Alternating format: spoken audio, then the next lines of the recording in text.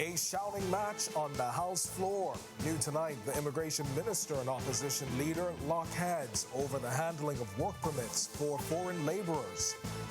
And a strong message from the Prime Minister to the European Union saying, take your economic feet off our necks. And day in court. An 18-year-old man now facing charges of murder in two separate incidents, what prosecutors are alleging coming up. Then, in our news at 7:30, the Bahamas still a leader in tourism, but the Director General says visitor surveys show tourists still want more. Our news live at 7 starts right now.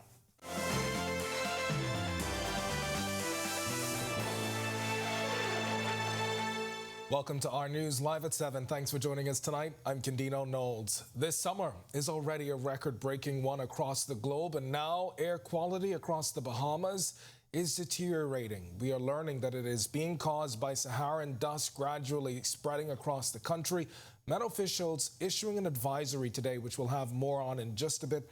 But we begin with that shouting match in Parliament today between the opposition leader and the immigration minister. It all stemmed from the handling of work permits for foreign laborers at British Colonial Hotel, which we reported on yesterday. Members of the governing side raised the issue of relevance as members were debating the Governor General's bill, but the opposition leader said he will not be muzzled. Bethany McDermott had a view of the drama as it unfolded.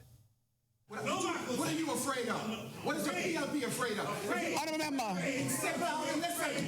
Honourable member, I am exerting. What started out as debate on the Governor General's Volunteer Society bill ended in a shouting match after opposition leader Michael Pintard sought to address the issue of Chinese workers being released to return to work at the British Colonial Hotel. On Tuesday, Immigration Minister Keith Bell said there were some irregularities, but when Pintard sought to bring it up, this happened. You are to be relevant, Madam Speaker. Indeed. Madam Speaker, we're asking you to ensure that the member is relevant. He's not going to, as he usually seeks to, he wants to drift all over the place. We're not talking about certain matters today. We're dealing with this bill. House Speaker Patricia DeVille asked that Pintard stick to the bill, but Pintard didn't back down. Madam Speaker, I have at least 12 more minutes, and I intend to address matters of national importance. Madam Speaker, you do not have the ability to muzzle me. This prompting another back and forth. As the House Speaker sought to control the House, she stood to her feet multiple times. All sides abuse it, but today I am asking members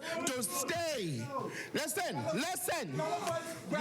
Not speaking to what you dictate. Honourable members. Relevance is not. Oh. DeVoe even threatened to call the Sergeant of Arms to remove members from the House chambers. Moving forward, we are here to debate the Governor General's Volunteer Society bill. That is what I want to hear coming out of members' mouth. It's already warm in this place. I don't need us straggling all over the place. Let's speak to the bill. Honourable member, you will have an opportunity to speak to that. The press is here. If you want to speak to that, go outside and have a press release. Following the proceedings, Pintard told reporters this is another instance of the government seeking to silence the official opposition. What they did was wrong. He was wrong, and the Speaker was also wrong. Reporting for Our News, I'm Bethany McDermott. All right, thanks a lot, Bethany. Well, a strong message from Prime Minister Philip Davis to the European Union as he told leaders, take your economic feet off our necks and remove the Bahamas from the EU's blacklist. The Prime Minister's challenge came during his address at the plenary session of the Third European Union Community of Latin American and Caribbean States Summit in Brussels, Belgium, yesterday. Earlier this year, Attorney General Ryan Pinder said the problems that led to the Bahamas being added to the list, a deficient economic substance reporting system, was being rectified. Davis also challenged the EU to deliver on its promises. Noting the Bahamas' vulnerability to climate change, the Prime Minister said there is much the EU can do to help. The Prime Minister also called on the group to support the country's efforts to insure itself, noting that the region is close to becoming uninsurable. The Prime Minister is expected to return home today. And coming up in World News, we'll have a wrap-up of the EU-CELAC Summit in just a moment. And now to an 18-year-old man who now has been arraigned for two separate homicides happening within days of each other. Samuel Charles stood before Acting Chief Magistrate Roberto Reckley, charged with the murders of Jermaine Hepburn and Eric Curtis. Prosecutors allege Charles shot and killed Hepburn on June 17th outside Darvald's liquor store on Wolf Road. He's also accused of attempting the murder of David Burrows and Lorenzo Payne in the same incident. Then 2 days later, prosecutors allege Charles knocked on the door of Curtis's Peach Street home, and when he opened it, they say Charles shot him multiple times. He wasn't asked to plead and was denied bail. He's expected to be indicted on October 24th. And a man who was found in possession of dangerous drugs and ammunition yesterday has been arrested. Police tell our news officers from the Drug Enforcement Unit and Internal Security Division Dog Section executed a search warrant on a home in the Garden Hills area around 6:20 a.m. That's where they say they found a large quantity of suspected cocaine and 50 rounds of ammunition. Police say they also found over $80,000 believed to be proceeds of crime. The estimated street value of the drugs is $294,000. Investigations are ongoing. And police tonight also putting parents on guard to keep an eye out for fire hazards as more and more kids are home for the summer. Sweltering heat and kids cooped up inside could spell trouble for parents who are not at home. Sergeant Anika Adderley of the police fire branch tells parents to check for the little things when leaving kids at home alone. Seeing that school is closed, a key reminder in regards to parents ensuring that they are locked away in cupboards, because when mostly children are home, and if you leave them hanging around, most of our fire incidents around this time normally are started by kids playing with matches and lighters. So it's very important for you to make checks of your home before you leave to go to work. Ensure that the iron plug is out, ensure that the microwaves plugs are out. Check them, ensure that they're out, so you won't be faced with a fire situation in regards to electrical fires. And thinking ahead is a critical life-saving tool. Sergeant Adderley says having a fire plan is key to surviving. As related to fires only take three things in order to start. That's heat, fuel, and oxygen. So once that condition is right, you can have a fire start. Through the fall and crawl method, and the reason why you fall and crawl, because all the superheated gases normally rises. So you stay low to the floor and you crawl quickly outside of your homes. Now, we always tell them about escape planning, knowing two ways out of your homes. Very important. Before opening any door, we also teach them to feel the door with the back side of their hand, and once that door is cool, then you can escape. But importance is also having a meeting place. So once you escape your home, you go to your meeting place to be accounted for as well. All right, and as we said at the top, air quality across the Bahamas has begun to deteriorate due to Saharan dust gradually spreading across the country. That's according to Met Department officials. This graphic released by the department noting that air quality would be reduced over the country through to the weekend. It also noted the presence of Saharan dust could be problematic for those with respiratory issues. Now, speaking of that Saharan dust, it's time now for your first look at temperatures. And meteorologist Greg Thompson, he's standing by in the Weather Center with more on this. Greg?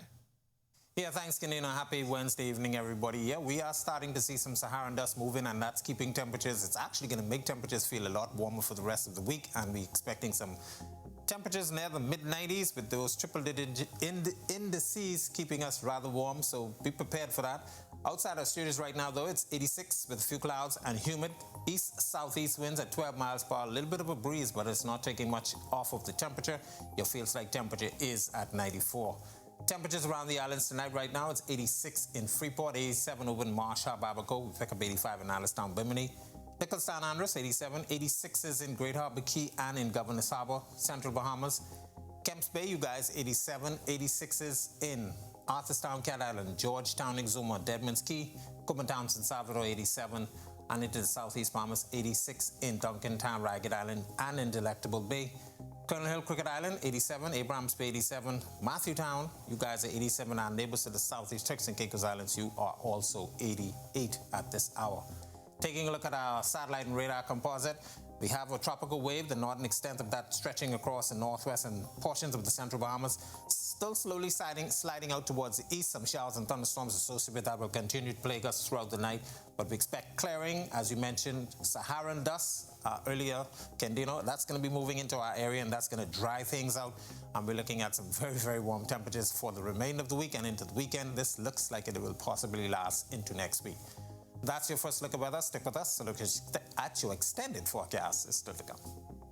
We are just getting started in our news, but when we come back, a video posted on Facebook by Cruise with Ben and David criticizing the Port of Nassau getting traction. The coy response from the Tourism Director General. And road users may be eligible for compensation for damage. Find out how you may qualify in tonight's Work in Progress segment. And drive to Arrive Alive. See the latest road safety campaign happening on Grand Bahama. The story when our news returns.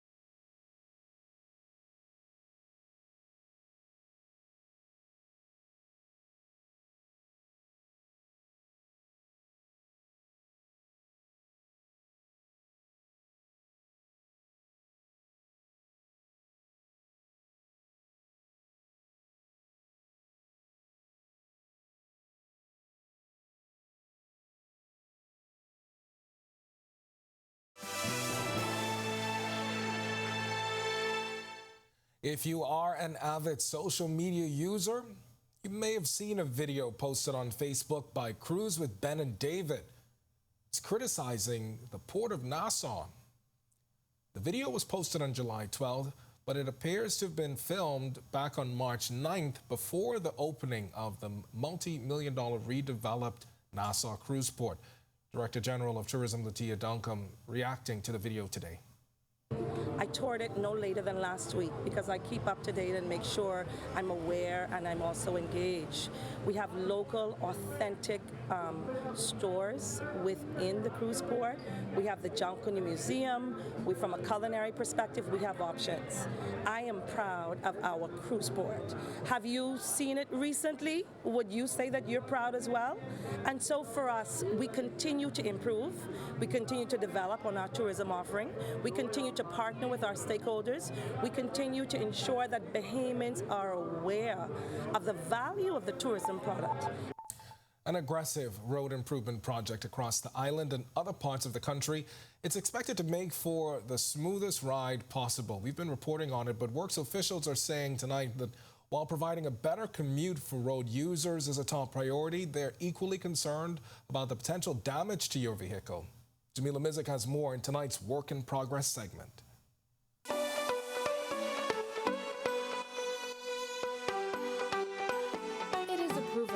That driving into potholes can cause damage to your vehicle, whether the loss of a hubcap, damaged tires, or even wheel alignment issues. And if this has happened to you, you may be able to receive compensation. Assistant Civil Engineer at the Ministry of Works, Bahia Hepburn, explains.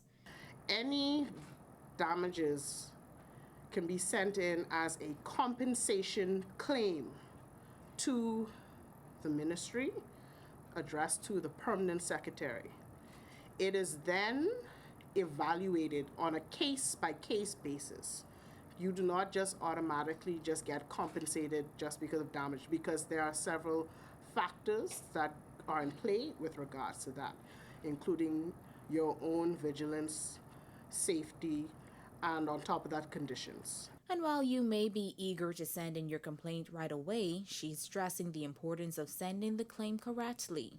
As all claims within the government, it is vetted or is investigated by our legal division, and then from there we follow suit of what their recommendations are. So that's the main way. So as I said, the claim has to be in writing.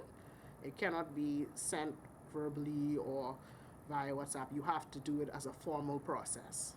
Now, if you have a pothole in your area that you'd like to report, you can contact the ministry's hotline numbers at 376-0936 or 557-3227.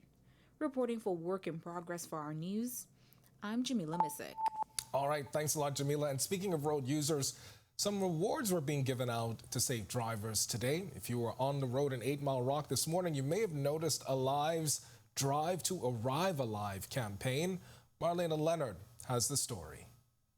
Road users in 8 Mile Rock got quite the surprise this morning as Alive teamed up with police and the Road Traffic Department to present the Drive to Arrive Alive giveaway. Alive's mobile sales manager for Grand Bahama, Dennis Delaveau. It's not a roadblock. You will not be ticketed, but you will be rewarded if you're a safe driver. So buckle up, drive at a safe speed limit, make sure your car is insured, licensed, and you have your registration and everything in your vehicle, and you will be rewarded for being a safe driver. We have great gifts from Alive, and we have coupons that can make you save some money up to half off when you purchase our devices. Assistant Superintendent Cordell Lee Capron speaks about the partnership. The initiative came about as a result of conversations with the executives of Alive, and they wanted to partner with the 8 Mile Rock Police Division, which they have subsequently adopted in their area of sales, to give back to the community, to say, hey, listen, thank you for supporting us, thank you for supporting the police, and this is a joint venture simply to say thank you to the community of 8 Mile Rock.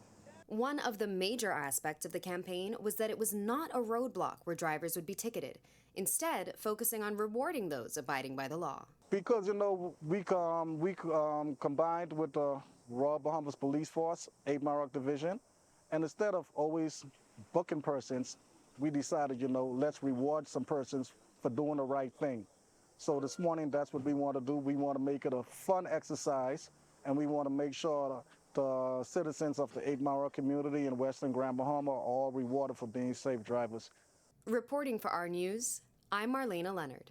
When Our News comes back from the break, we turn our spotlight to stories making headlines across the world as Phoenix records 110 degrees for 19 straight days.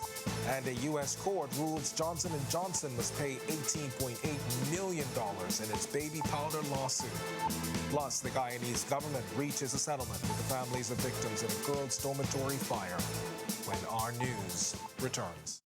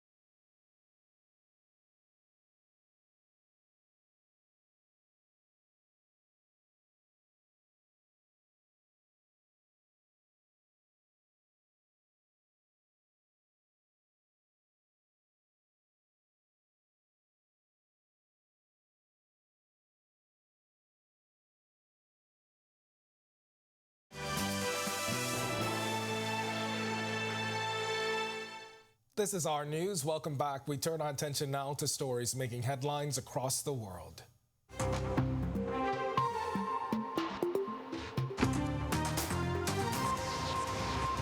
The city of Phoenix, Arizona broke a heat record for almost 50 years ago on Tuesday when temperatures reached above 110 degrees Fahrenheit for the 19th straight day, which one man said felt like opening an oven.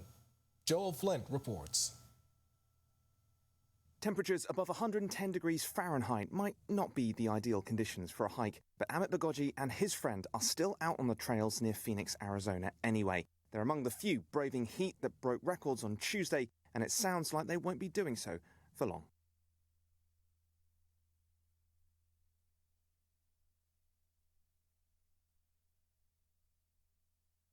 People have been sweltering in the city's scorching heat since June the 30th. In recorded history, Phoenix hasn't seen this many days in a row of temperatures above 110 degrees.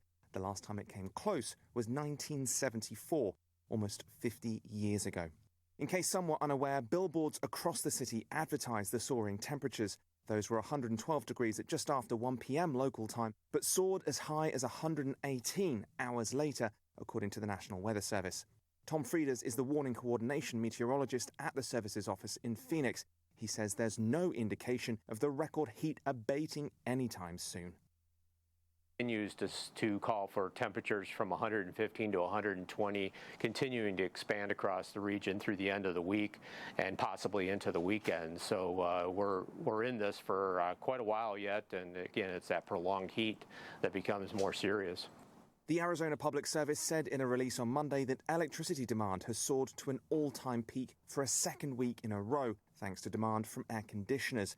It mirrors similar trends in Texas and elsewhere, as a massive heat dome parked over the southern and western United States keeps large numbers of Americans under extreme heat advisories. It is pretty expansive and abnormally strong for even this time of year, and so the impacts are being felt by millions and millions of people across the country.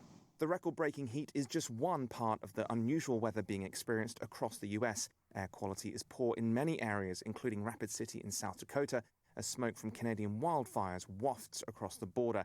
A tropical storm is also hitting Hawaii. Scientists say such extreme weather events are likely to become more commonplace. Has ordered Johnson & Johnson to pay $18.8 million to a Californian man who said he developed cancer from exposure to its baby powder. The jury decided in favor of Emery Hernandez Valadez, who filed the suit last year in California, but the 24-year-old won't be able to collect the judgment anytime soon, as a bankruptcy court order has frozen most litigation over J&J's talc. The company said in a statement it will appeal the verdict. Wesleyan University says it will no longer grant preference to student applicants with family or donor ties. It joins a number of other U.S. universities that have already dropped legacy admissions, including Johns Hopkins and MIT. The president of Wesleyan said that legacy ties did not indicate a student's ability to succeed and therefore is negligible in the university's admissions process. The Supreme Court recently voted 6-3 to repeal decades-old U.S. policies on so-called affirmative action, also known as positive discrimination. And now to the region, to a story we've been following, as Guyana's government says it will pay $25,000 to parents of each of the 20 children burned to death in a fire at a state-run high school dormitory back in May. The fire killed 19 female students and the son of a school administrator. One badly burned girl was sent to a New York hospital for specialized treatment. Officials say one of the students deliberately set the fire, and she was arrested and charged with murder. Meanwhile, the government is preparing to appoint a commission of inquiry into the tragedy in the coming weeks. Honduras plans to build the only island prison colony in the Western Hemisphere and send its most feared gangsters there. Last month, 46 women were killed in a fight between gang members in one prison, many of them sprayed with gunfire and hacked to death with machetes. The head of the Honduras Armed Forces, Jose Jorge Fortin, did not specify the cost of the project or when it's expected to be done. However, he said President Xiomara Castro ordered the facility built as quickly as possible. And finally, the two-day summit of the European Union and the Community of Latin American and Caribbean States ended on Tuesday with a declaration containing wide-ranging agreements. The European Union announced on the first day of the summit it launched the Global Gateway Investment Agenda for Latin America and the Caribbean. It's expected to bring over 45 billion euros of high-quality investment to the region, and more than 135 projects are said to already be in the pipeline.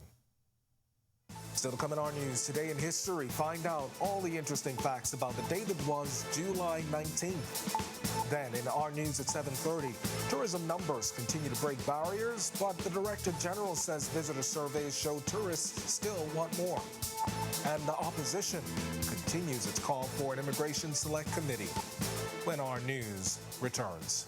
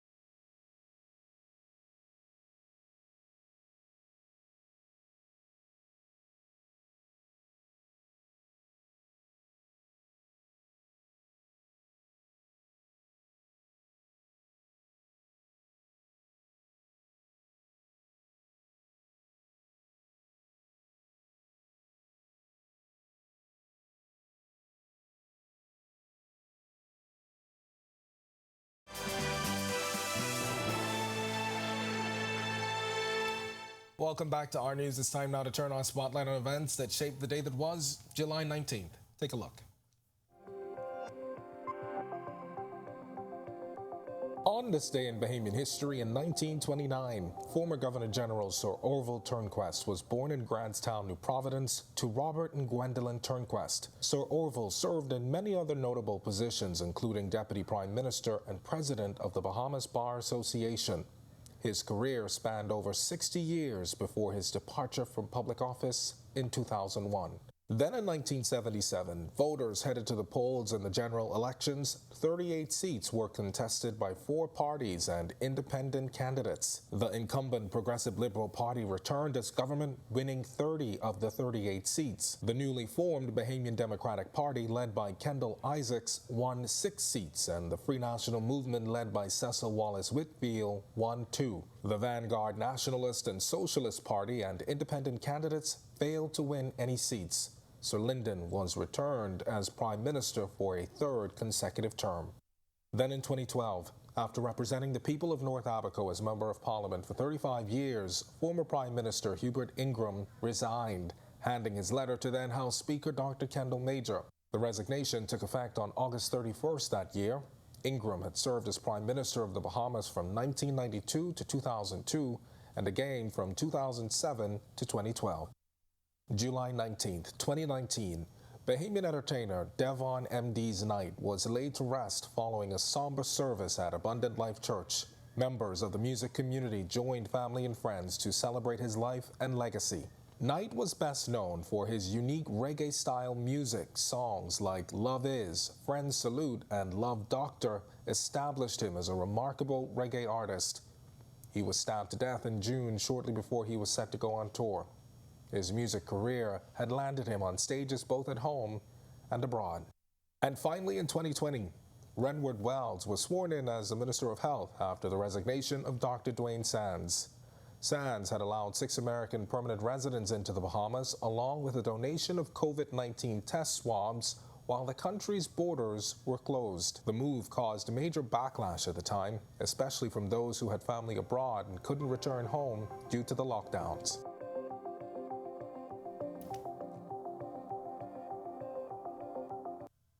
All right, well, after a 10-year hiatus, Gumbe Summer Festival is back on Bay. And did you know the festival actually began back in 1971? It was simply a way to give visitors a taste of Bahamian heritage and culture year-round. Well, Megan Shepherd has the exciting details of its return. They call him the barefoot bandit. This folk, he don't use no shoes. They call him the barefoot. They God don't know good. Starting next week, Friday, you can enjoy performances just like this and much more as Gumbe Summer Festival returns to Bay. Director General of Tourism, Latia Duncombe. Starting Friday, July 28th, and then again August 11th and 18th, the Bahamian culture awaits you. Festivities will begin promptly at 5 p.m.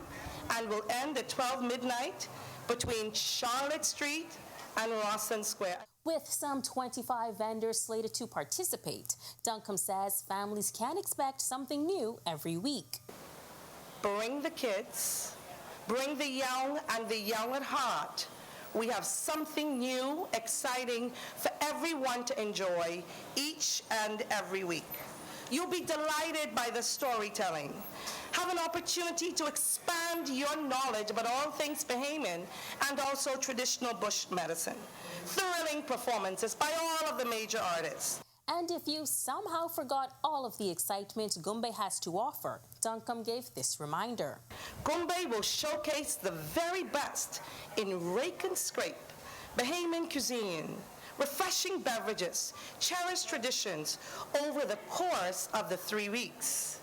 In this ever-changing world, cultural tourism has emerged the largest and fastest growing avenues for promoting a destination.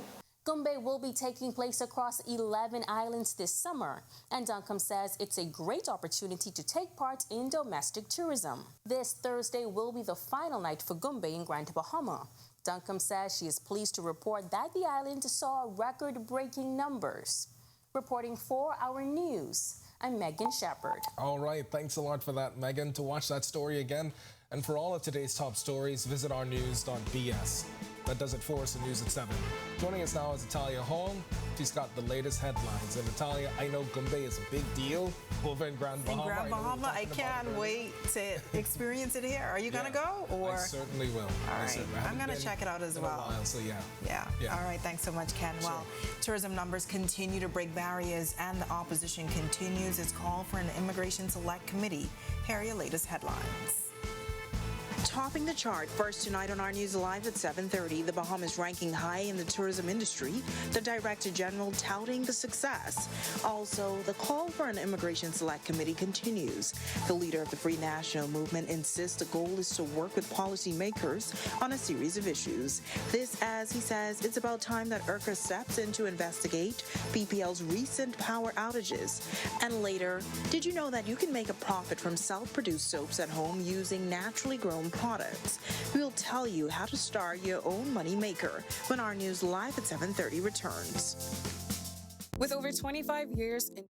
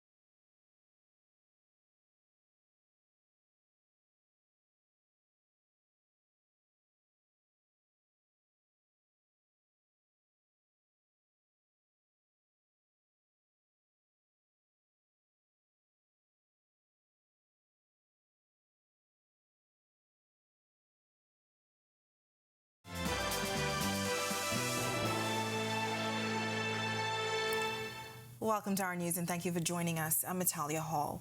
Tourism officials continue to boast of robust visitor arrivals to the country, and tonight the Director General is encouraging stakeholders to partner with the Ministry of Tourism to ensure visitor satisfaction. Megan Shepard has more.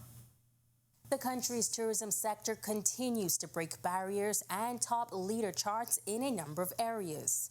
This, according to the Director General of Tourism, Latia Duncombe. When we look at our performance year to date, January to May 2023, we've seen a 73% increase over last year and also a 31% increase when we look at our tourism, our visitor, foreign, air, and sea arrivals. So we are really excited that we continue to soar to new heights, beating our best year ever. And when it comes to cruise arrivals, 88% over last year and 43.5% over our best year ever in 2019. And I pause to speak about the performance because our rebound in a post-pandemic era has been very robust. Visitor surveys reveal that tourists want more diverse offerings when visiting our shores. Duncombe says the ministry continues to partner with stakeholders, and she is encouraging those in the industry to reach out for collaboration opportunities. Our visitors, when they come to the destination, it's important that they know what to do and they have something to do. And through our website, Bahamas.com, we always share and showcase the local things that they have to do. We also partner with a lot of our industry stakeholders to ensure that you provide the information and the activities in the destination for the visitors to enjoy. No matter how small you think something may be, a unique resource, those authentic things that are Bahamian can be packaged and also produced. Reporting for Our News, I'm Megan Shepard. All right, thanks, Megan. Well, with questions still up in the air about how the irregularities of foreign workers at the British Colonial Hotel were handled, Free National Movement leader Michael Pintard says they've been calling for a select committee on immigration even before they heard of the alleged events that took place in January. Now, the idea was to gather Bahamians with what Pintard describes as an impeccable reputation to work alongside policymakers to investigate a series of immigration issues like how people enter the country, whether cross-border movement by sea or coming through the airport and overstaying, whether it's how do we clear up the backlog of applications for work permits or for citizenship, how do we deal with unregulated development of shanty towns, how do we prevent, while we are addressing the issue of shanty towns, how do we prevent new structures from going up? How do we bring in workers the right way in areas where there's a scarcity? A select committee would look at the totality of all of these issues. However, it's unlikely the public will see this group formed anytime soon. Pintard says it was strongly voted against. This administration or administration before, the public is concerned as to whether or not we're getting this right. A select committee allows you in a transparent way to address all of these concerns. People who have information, people who have recommendation, they all have an opportunity to channel it so that we can improve our national life through the immigration issue. And the government, every single member of Parliament on the government side voted against the establishment of a select committee. All right, 3 men ages 45, 22, and 20 were arrested and taken into police custody yesterday for possession of an illegal firearm and ammunition. Police say it was around noon when officers from Operation Ceasefire, inclusive of officers from the Royal Bahamas Defense Force acting on information, executed a search warrant at a home through Sampson Street, Nassau Village, which led to the discovery of a high-powered weapon, components of a firearm, and a quantity of ammunition. Now investigations are continuing. An inmate has taken his fight to keep his dreadlocks to the Court of Appeal. Jamal Daniels is serving a 6-year prison sentence after pleading guilty to unlawful sexual intercourse. Now, following his conviction, Daniels filed a constitutional motion seeking to keep his dreadlocks as a part of his Rastafarian faith. The motion was dismissed. However, the Court of Appeal has forbidden authorities from shaving Daniels' hair until an appeal is heard and determined. Well, another hot day around the islands, but that seems to be the norm this summer. Meteorologist Greg Thompson is in the Weather Center with a first look at weather. Greg? Yeah, thanks, Natalia. Welcome back, everybody, for a quick check on conditions outside our studios and around the islands. It's warm outside, 86 degrees. We'll call it humid. Your winds are out of the east-southeast at 12 miles per hour, and your feels-like temperature is at 94. Satellite and radar composite. Tropical wave to the northern extent of that moving through the northwestern portions of the central Bahamas with some showers and thunderstorms. Most of the activity now pulling towards the west of Andros and will continue to pull out through our area. Behind that, we have some Saharan dust that's going to be invading the Bahamas for the next couple of days. So we're looking at dry conditions, but we expect very warm temperatures for the remainder of the week. That's a quick check on conditions outside our studios and around the islands. Stick with us. A look at your extended forecast is still to come. Still to come on our news, the Free National Movement leader says it's about time URCA steps in to investigate power outages at Bahamas Power and Light. Also, hear how naturally made soap can become your next home business. A soap maker shares tips to help you get started. And later, these little ones getting a hands-on experience at a fire safety summer camp. Our Joshua Williams has the full story when our news returns. March on, Bahama,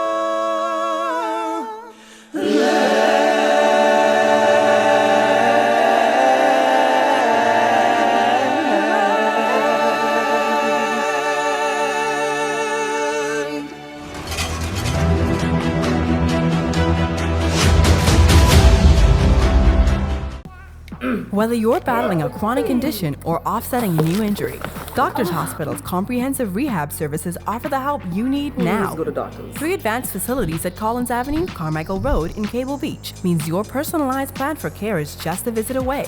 From physiotherapy to occupational therapy and speech and language pathology, our team approach is all about rebuilding together. For a full list of services, visit doctorshosp.com/rehabilitation. Doctors Hospital, trusted and best care now. Isn't your health worth it? Days after IRCA revealed an investigation has been launched into outages at BPL, Free National Movement leader Michael Pintard says it's about time the authorities stepped in. In a statement last week, IRCA said as the regulator for the electricity sector, IRCA is concerned about the adverse effects these power outages have on national economic development and residential and commercial consumers in particular. Well, it is about time, and so we have to wait and see what IRCA does. You would recall that on multiple occasions we asked for IRCA to step in. One, when we discovered that the government was in fact not allowing the pass-through cost of fuel charge to go to the consumer. Again, IRCA had an obligation to step in, to look at the over-under account, which they failed to do. Now the FNM is hoping IRCA holds the government accountable for the bad decisions regarding BPL, as residents in New Providence and on many family islands have experienced countless outages and in some instances load shedding. Pintard believes the service has been irregular. The reality is we are having more load shedding. We're having far more outages. They have not revealed whether or not the lessons they learned from previous fires, whether under the FNM or under the PLP, have they applied those lessons to other plants? Because again, if, for example, fuel that is on the ground is an issue, if there's a challenge with regular maintenance, if that's a contributing factor, all of these things ought to be taken into consideration. The skin is one of the most important parts of the human body, and with temperatures heating up this summer, experts are encouraging you to protect your skin from the sun. Tonight, an entrepreneur and soap maker is telling you how you can create your own soap at home, which she says can be a potential business. About 17 years ago, I was living in New York, woke up saying, I want to make soap. Called home. My mom tells me the story about how my great-grandfather was a soap maker in Ragged Island. Marlene McKinney is a health expert, life coach, and soap maker. She says after finding the passion to create all-natural soaps years ago, she studied the process and learned by just watching a YouTube video. So I have my charcoal, activated charcoal we use for upset stomach headache and what have you, etc. But the oils in there would be like the canola oil or the olive oil, the castor oil. Then we also have coconut oil, and the additive here would be charcoal, which is great for persons with acne. McKinney says she also has soap with turmeric, which keeps the skin looking youthful, as well as unscented oatmeal soap for sensitive skin types. All of the soaps carry the same basic ingredients, and then we add our additives. Additives would be things like oatmeal, charcoal, turmeric, clay, and of course then we do our things like lemongrass. So this is a lemongrass and rosemary. And she says the skill can become a business. So I've been teaching soap making for about 10 years, and I've found that even now, today, I have a young lady who has made this her entire career. She has soap making under her belt. She does lotions, which I also teach, and lip balm and all the scrubs and what have you. But this here, soap making, can really, you can make a good income from it. It can be a source of your number one income if that's what you want. All right, well, kids at a summer camp today got a unique experience putting the survival skills they learned to the test in a real-life simulated experience that can very well save their lives. Our Joshua Williams was there and captured the experience. A hands-on experience for kids participating in the Royal Bahamas Police Force's Fire Safety Summer Camp. Campers learned the necessary skills in order to escape a burning building. An old building filled with imitation smoke was the setting for the children's training. The first drill involved the kids escaping through a window.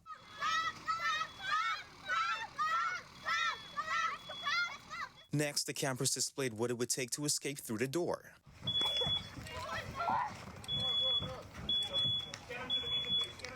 Then campers were treated to a full demonstration of what trucks would do to put out a blaze.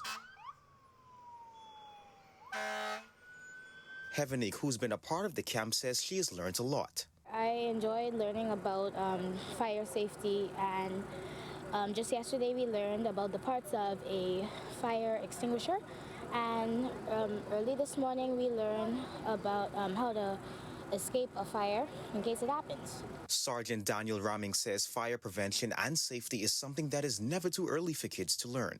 It is very, very important. Like when you get used to doing something, once you have done it once. So that's the intention of it. So at the end of this, when this drill is completed, they're still going to go, and we want them to be able to go home and say, listen, Mom, Dad, I know what to do in the event there is a fire.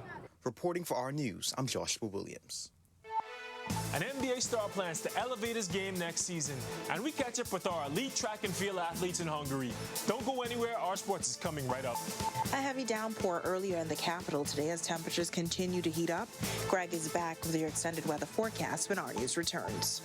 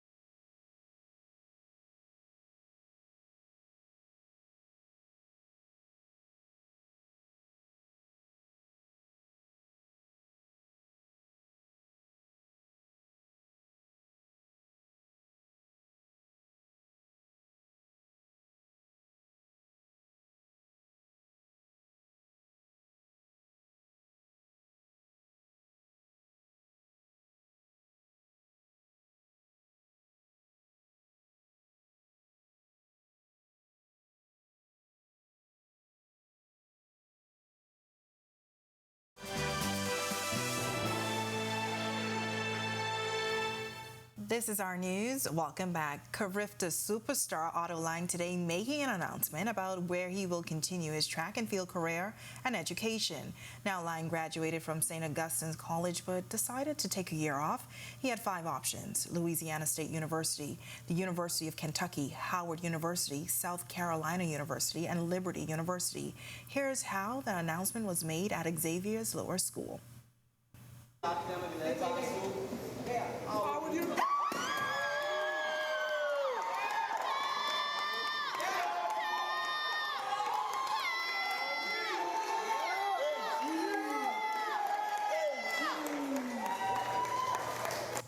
Now, Lang won a gold medal at the Carifta Games during the Easter weekend in the 110-meter hurdles. When asked why he chose Howard, Lang says he feels as if he's going to blossom there.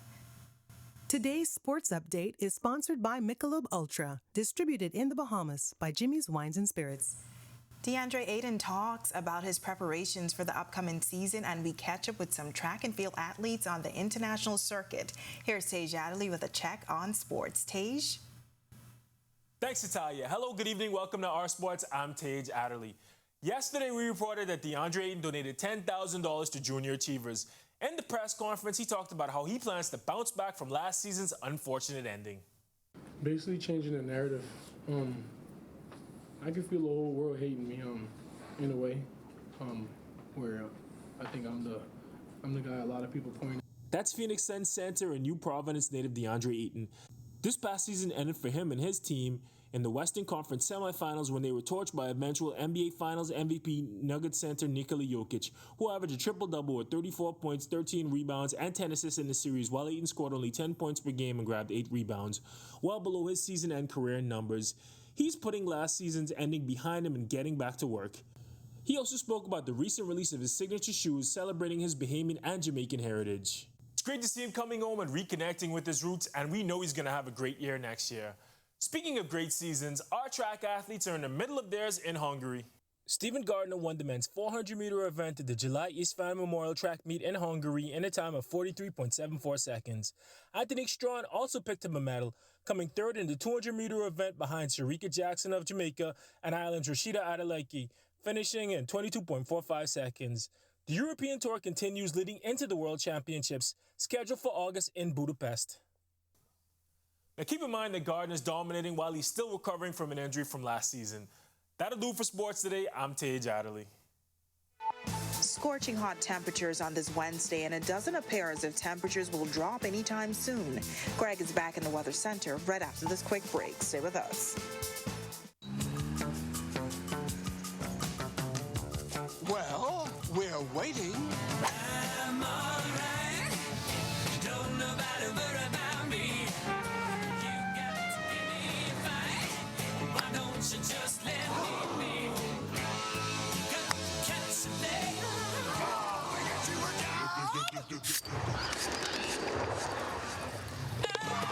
Michelob Ultra, distributed in the Bahamas by Jimmy's Wines and Spirits.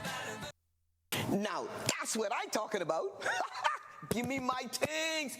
Triple P, move over to my lucky seat, boy, because I'm trying to hit one of these jackpots so I could plan my retirement. Retirement? Girl, you straight. This the island game, and Percy's pension plan is back. What you talking about? How NI be good? Ain't gonna be no pension for none of we. Now, listen, this Percy's pension plan, what I talking about. All you gotta do, put $20 on your account, and you enter to win one of 13 different pension plans. What? Up to $1,000 a week for a year. What? And you can win more than one, you know. Oh, well, thank you, Island Game, because I know one of them pension is mine. Now get out of my chair. While you up, give me that $20 so I can put on my account. Thank you. You owe me this long enough. The most trustworthy name is Percy's Island Game. So put 20 on your account and ride this easy train at Percy's Island Game. My son, he's a go-getter. He's a fighter, and he's very strong. He's very resilient, and he never let any of his battles get him down. He's an A student. He was diagnosed when he was 6 weeks old. Everybody just huddles and go and support him. And that makes him feel much better and much happier. It's definitely a privilege to know Kyrie. Watching him grow up, he knows that I love him. Kyrie is the bomb.com. He's doing a great job, and to stay true to himself. Hey, catch the Charlie Bahamas show this week when we got that square in the house. That's right, fix that. Make sure they got that good. And Charlie Bahama, because I'm taking over for Naughty. Yeah, that's a good fit. Yeah, that's a good fit. Because this barbecue. Barbecue and hot and spicy. Hot and spicy. And then they can see what I put down on the show, because I did a little secret. There's a secret recipe, all right? So that's square on the Charlie Bahama show. And Charlie Bahama. Oh, I can come too? I hope so. Yeah, you straight, you come. Okay, on the Charlie Bahama show.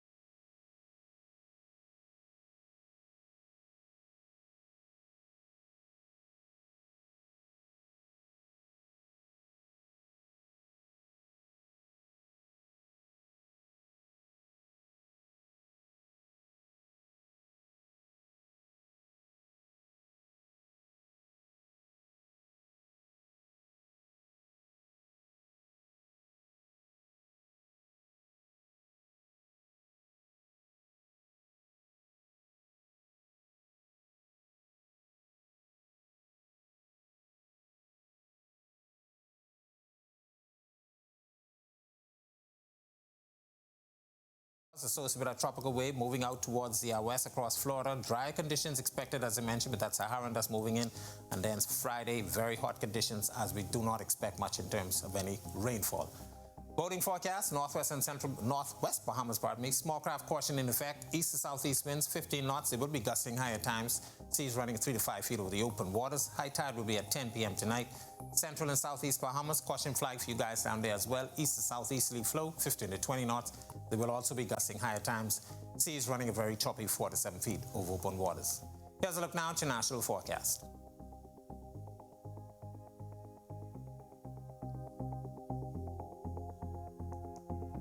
In your extended forecast, a few showers still lurking around with that exit of that tropical wave.